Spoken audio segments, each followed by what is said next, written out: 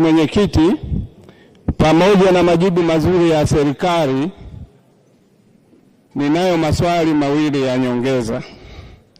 Kwa kuwa wananchi wa vijiji 16 vya Gukwa, Buhunda, Mwagimagi, Kifune, Busongo, Nyambiti, Kabale, Buhingo, Seke, Songiwe, Mwasagera, Mbalama, Nyamainza, Gurumungu, Ng'amve pamoja na Itowang'olo viko kwenye mradi wa maji wa Ihelele unaopeleka maji mikoa ya Shinyanga na Tabora, na unaanzia kilomita 0 kutoka kwenye chanzo cha maji.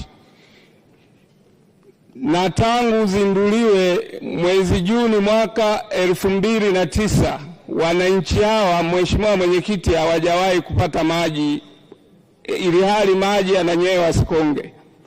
Je, serikali haioni sasa ni wakati umefika wananchi hawa na wao waweze kupewa maji kwa haraka?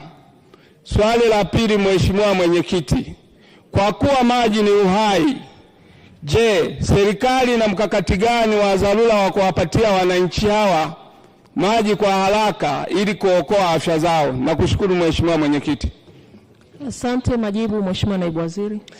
Mheshimiwa Mwenyekiti, napenda kujibu swali la nyongeza